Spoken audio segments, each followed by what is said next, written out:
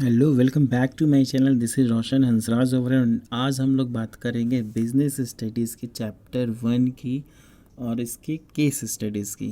Okay, तो बिना देर के वो स्टार्ट करते हैं आज का video.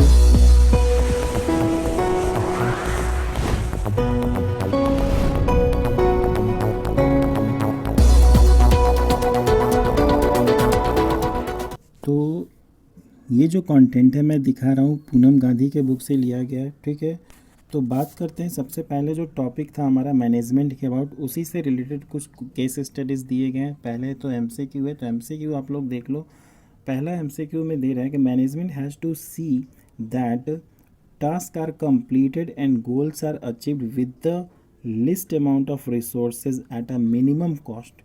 Identify two related concept of management, यानी कौन से मैनेजमेंट के कॉन्सेप्ट के थ्रू यहाँ पे बताया जा रहा है कि कोई भी अगर टास्क होगा या ऑब्जेक्टिव होगा तो वो अचीव हो जाएगा। ठीक है, कम से कम खर्च में कंप्लीट तो हो जाएगा समय पे, साथ ही साथ कम से कम खर्च में वो क्या होगा, अचीव हो जाएगा गोल। ठीक है, तो कौन से दो यहाँ पे कॉन्सेप्ट यूज़ किए गए हैं। एक तो टाइम पे अचीव होना, टाइम पे कंप्लीट करना क्या कहलाता है, इफ़ेक्टिवनेस।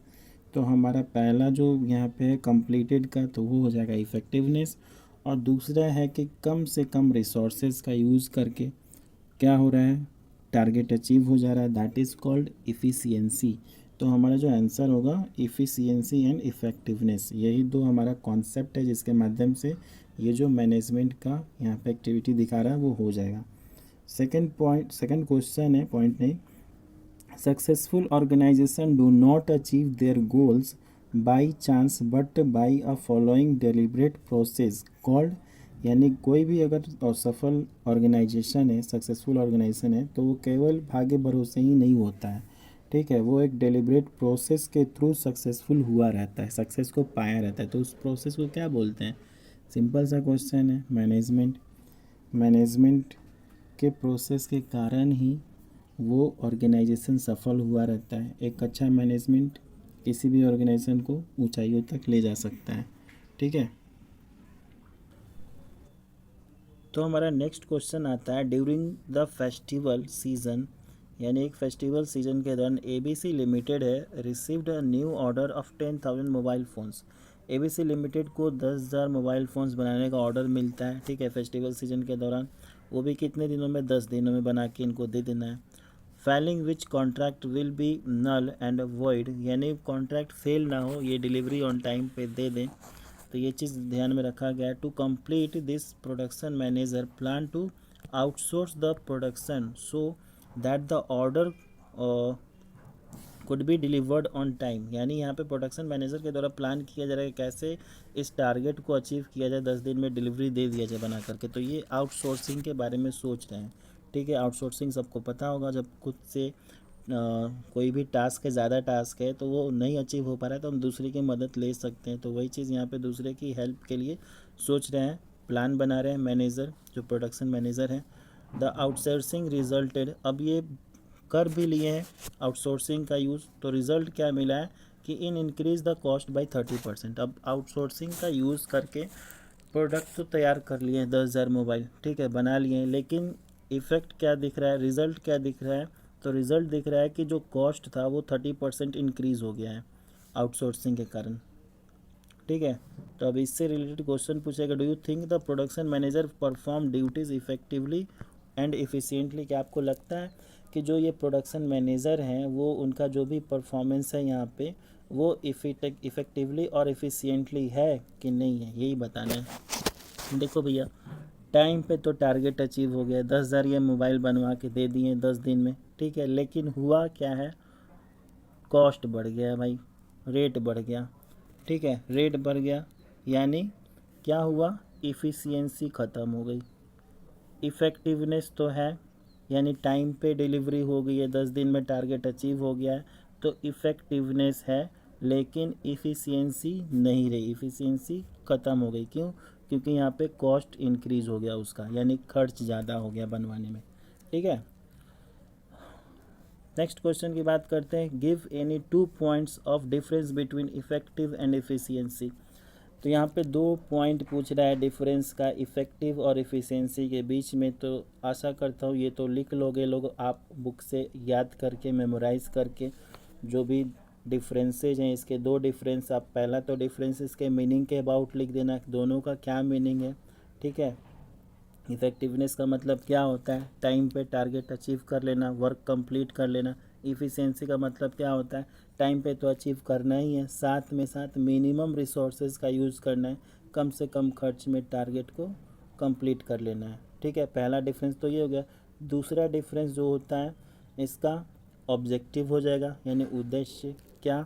तो इफ़िशियंसी पहले इफ़ेक्टिवनेस का देख लो। इफ़ेक्टिवनेस का क्या है ऑब्जेक्टिव, तो achieve end result, result achieve करना मेन इसका ऑब्जेक्टिव होता है, ठीक है। टारगेट अचीव करना, भले ही कॉस्ट कितना भी रहे उससे कोई मतलब नहीं है।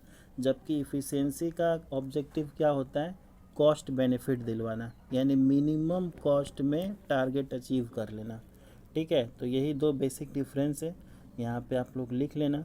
अगर मेमोराइज़ नहीं होगा तो मेमोराइज़ कर लेना, इम्पॉर्टेंट है। आगे देखते हैं। नेक्स्ट क्वेश्चन हमारा लास्ट क्वेश्चन है इस टॉपिक का, मैनेजमेंट से related. ABC limited a garment manufacturing company set the target production of 100 garments per month at the estimated cost of ₹200 पर गारमेंट। यानी ABC एक लिमिटेड है, गारमेंट मैन्युफैक्चरिंग कंपनी है, जो कि यहाँ पे टारगेट सेट की है। क्या टारगेट सेट की है, तो 100 गारमेंट्स पर मंथ प्रोडक्शन करने का, जिसका कॉस्ट होना चाहिए 200 पर गारमेंट के हिसाब से। मोहन एक वर्कर है, work double shift and manufacture around 150 garments. Mohan एक वर्कर है और यहाँ पे वो डबल शिफ्ट में काम कर रहा है, साथ ही साथ डबल शिफ्ट में काम करने के बाद 150 गारमेंट वो बना दे रहा है, ठीक है। But at the estimated cost of ₹230 पर गारमेंट। काम तो एक्स्ट्रा कर रहा है डबल शिफ्ट में, लेकिन क्या कर रहा है भैया, ये कॉस्ट बढ़ा दिया है। सेट किया गया कॉस्ट कितना होना चाहिए 200, लेकिन ये बनाने में कितना लगा रहा है 230 रुपये, ठीक है। 30 रुपये एक्स्ट्रा खर्च हो जा रहे हैं। अब क्वेश्चन यहाँ पे आगे देखिए क्या कह रहा है। On the other hand Ravi another worker, Ravi एक दूसरा वर्कर है, तो उसका फोकस क्या है, cost and handled resources very carefully, so he manufactured 90 garments.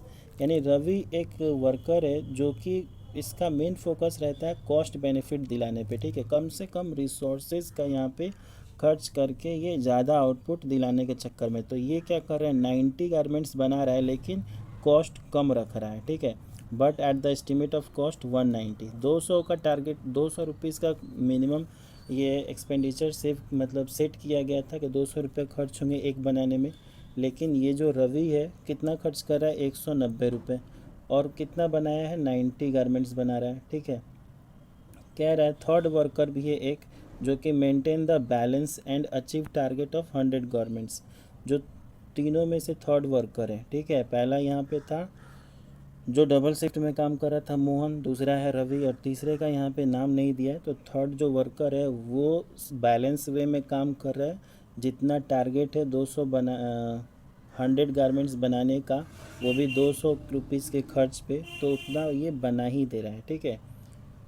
अब आगे इससे रिलेटेड क्वेश्चन पूछ रहेगा, identify the quality of possessed by Ravi Mohan and what they are lacking, ठीक है। तो क्वालिटी के बारे में पूछ रहा है आइडेंटिफाई कराने के लिए कि कौन किस टाइप का वर्कर है। रवि किस टाइप का है, मोहन किस टाइप का है, रवि में क्या है, मोहन में क्या है, ठीक है। तो रवि क्या किया यहाँ पे आप देख लो, रवि क्या कर रहा है, कॉस्ट तो बेनिफिट दिला दे रहा है, लेकिन टारगेट से कम काम कर रहा है। टारगेट कितना था 100 गारमेंट्स बनाने का, बनाया कितना 90, ठीक है। तो इस रवि के अंदर तो इफ़िशियंसी है, लेकिन क्या है जो इफ़ेक्टिवनेस है वो नहीं है। टारगेट 100 गारमेंट्स का था, नहीं कंप्लीट कर पाया, तो इफ़िशियंसी है, कॉस्ट बेनिफिट दिलवाया है, लेकिन इफ़ेक्टिवनेस नहीं है। वही बात करेंगे मोहन की, तो मोहन देखो, मोहन क्या कर रहा है, टारगेट से ज़्यादा काम कर रहा है, अचीव कर ले रहा है, लेकिन क्या कर रहा है, कॉस्ट बढ़ा दे रहा है। तो मोहन के अंदर क्या है, मोहन के अंदर इफ़ेक्टिवनेस है, ठीक है। मोहन के अंदर इफ़ेक्टिवनेस है, जबकि इफ़िशियंसी की कमी है, क्योंकि ये क्या किया है, खर्च बढ़ा दिया है, ठीक है। तो आशा करता हूँ समझ में आ गया होगा। अब बात करते हैं सेकंड क्वेश्चन की, what quality is possessed by the third worker. Third worker के अंदर कौन सी क्वालिटी है? तो थर्ड वर्कर यहाँ पे बैलेंस वे में काम किया है और जितना टारगेट था वो भी अचीव किया है, साथ ही साथ कॉस्ट बेनिफिट भी सेम रखा है जो टारगेट सेट किया गया था 200 रुपीज़ पर गारमेंट के हिसाब से। तो ये इसके अंदर दोनों चीज़ है, इफ़िशियंसी भी है और इफ़ेक्टिवनेस भी है, दोनों इसके अंदर अवेलेबल है। ठीक है, अब बात करते हैं नेक्स्ट क्वेश्चन की। तो which worker is preferred by the management. Management को कौन से वर्कर को प्रीफर करना चाहिए? तो जाहिर सी बात है जिसके अंदर इफ़ेक्टिवनेस भी हो और जिसके अंदर इफ़िशियंसी भी हो, जिसमें ये दोनों चीज़ अवेलेबल होंगे, मैनेजमेंट उसी को प्रीफर करेगा। तो किसके अंदर था? तो थर्ड वर्कर के अंदर था ये चीज़। ठीक है, तो थर्ड वर्कर को मैनेजमेंट क्या करेगा? हायर करेगा या रखेगा। ठीक है, तो आशा करता हूँ सबको समझ में आ गया होगा। तो इस वीडियो में फ़िलहाल इतना ही। अगर वीडियो अच्छा लगा हो तो वीडियो को लाइक करें, चैनल पे फर्स्ट टाइम है तो सब्सक्राइब करें और अपने दोस्तों को भी शेयर करें। मिलते हैं नेक्स्ट वीडियो में, तब तक के लिए tata bye bye and take care.